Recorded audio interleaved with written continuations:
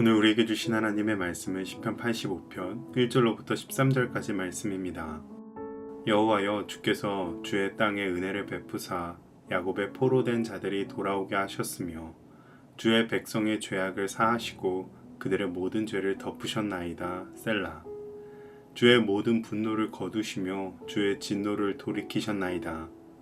우리 구원의 하나님이여, 우리를 돌이키시고 우리에게 향하신 주의 분노를 거두소서. 주께서 우리에게 영원히 노하시며 대대에 진노하시겠나이까. 주께서 우리를 다시 살리사 주의 백성이 주를 기뻐하도록 하지 아니하시겠나이까. 여호와여, 주의 인자하심을 우리에게 보이시며 주의 구원을 우리에게 주소서. 내가 하나님 여호와께서 하실 말씀을 들으리니 무릇 그의 백성 그의 성도들에게 화평을 말씀하실 것이라. 그들은 다시 어리석은 대로 돌아가지 말지로다. 진실로 그의 구원이 그를 경외하는 자에게 가까우니 영광이 우리 땅에 머무르리이다. 인애와 진리가 같이 만나고 의와 화평이 서로 입맞추었으며 진리는 땅에서 솟아나고 의는 하늘에서 굽어보도다. 여호와께서 좋은 것을 주시리니 우리 땅이 그 산물을 내리로다.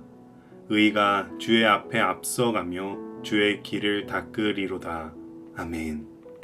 속담 중에 물에 빠진 사람 구해주니 보따리도 내놓으라 한다가 있습니다. 이는 물에 빠져서 허덕이는 사람을 건져주고 나니 밖에 나와서 같이 빠졌던 보따리도 찾아달라고 떼를 쓴다는 것으로 보답은 안 하고 뻔뻔하게 나오는 배은망덕함을 두고 하는 말입니다. 그만큼 은혜를 입었으면 그것에 만족하고 감사하는 것이 예의이며 인지상정이라는 것인데요. 오늘 본문의 시인은 속담에 나오는 뻔뻔한 사람처럼 은혜를 입고서 또 은혜를 간구합니다. 본문에서 시인은 이미 하나님께서 은혜를 베푸셨음을 감사로 고백하는데요. 그런데 그는 거기서 멈추지 않고 또 간구합니다. 주여, 건져주신 것처럼 보따리도 찾아주세요. 시인은 어떻게 하나님 앞에 이렇게 뻔뻔하게 간구할 수 있었던 것일까요? 오늘 말씀을 살펴보며 우리도 하나님께 보따리도 간구하는 믿음의 자녀들이 되시기를 주님의 이름으로 축복합니다. 시인은 먼저 하나님께서 베푸신 과거의 은혜를 기억하며 감사하고 있습니다. 주께서 주의 땅에 은혜를 베푸사 야곱의 포로된 자들이 돌아오게 하셨으며 이스라엘 백성은 바벨론에서 돌아오는 은혜를 입었습니다. 하나님께서는 죄를 덮어주셨고 진노는 돌이키셨습니다. 이는 이스라엘의 공로가 아니라 전적으로 하나님의 은혜와 자비로 받았던 것입니다. 우리도 바로 이 구원의 은혜의 자리에서 출발해야 합니다. 우리가 예수 그리스도를 통해 죄사함을 받고 하나님과 화목하게 된 것도 전적으로 하나님의 은혜입니다. 이 은혜에 대해서 우리가 할 수 있는 것은, 또 마땅히 해야 할 것은 오직 감사뿐입니다. 그런데 시인은 이 감사에서 멈추지 않습니다. 우리의 구원의 하나님이여, 우리를 돌이키시고 우리를 향하신 주의 분노를 거두소서. 이미 하나님께서 진노를 돌이키셨는데 이제는 우리를 돌이켜 달라고 간구합니다.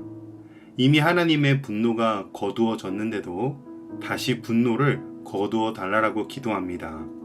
이미 은혜를 받았는데 또 은혜를 구하는 것입니다.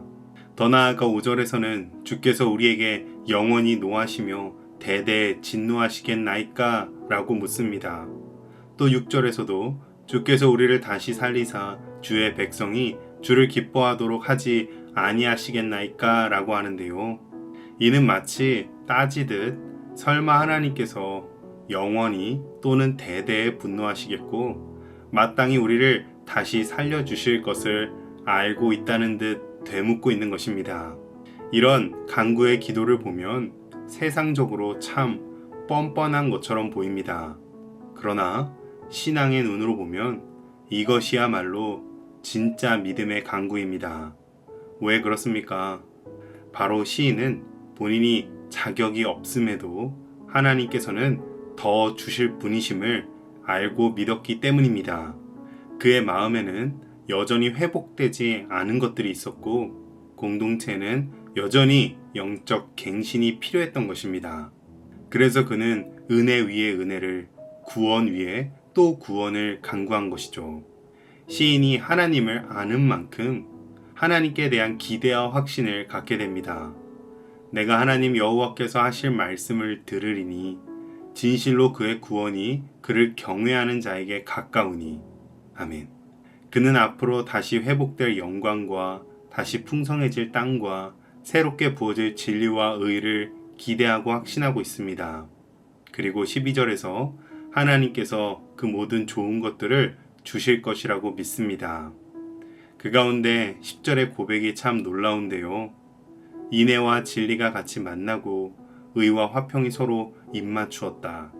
하나님의 공의와 은혜가 서로 충돌하지 않고 조화를 이루어 완벽하게 임한다는 것입니다. 하나님의 긍휼과 진리, 의와 화평이 온전하게 드러난 곳, 바로 예수 그리스도의 십자가입니다. 십자가에서 하나님의 의는 온전히 만족되었고, 동시에 우리를 향한 하나님의 사랑과 회복이 온전히 증거되었습니다. 십자가에서 드러난 그 은혜와 자비가 우리로 하나님을 신뢰하며 담대히 더 큰 은혜를 간구할 수 있게 하는 근거가 되는 것입니다. 하나님은 우리가 보따리도 간구하기를 원하시는 분이십니다. 내가 너를 구해줬지. 그런데 그 보따리도 나한테 달라고 할 만큼 네가 나를 신뢰하고 있구나 라고 말씀하실 것입니다. 우리 하나님은 믿음의 간구를 기뻐하시며 은혜 위에 은혜를 부어주시는 분이십니다. 그러므로 오늘 하루도 이미 받은 은혜에 감사하면서 동시에 아직 이루어지지 않은 회복과 풍성함도 기대와 확신 가운데 간구하시기를 주님의 이름으로 축복합니다. 기도하겠습니다. 은혜의 하나님, 우리를 구원하신 은혜를 찬송합니다. 죄를 사하시고 진노를 거두시며 포로된 자리에서 건져주신 그 사랑에 감사드립니다. 그러나 주님, 우리는 거기서 멈출 수 없습니다. 아직도 회복되지 못한 나의 마음과 여전히 메말라 있는 나의 삶과 우리의 터전을 다시 살려 주옵소서. 보따리도 간구할 수 있는 담대한 믿음을 우리에게 허락하여 주시옵소서. 우리가 간구하는 것이 나의 욕심이 아니라 하나님의 이름을 다시 영화롭게 하게 하여 주시옵소서. 날마다 은혜 위에 은혜로 만족하며 기뻐하는 우리 모두가 되게 하여 주시옵소서. 예수님의 이름으로 기도합니다. 아멘.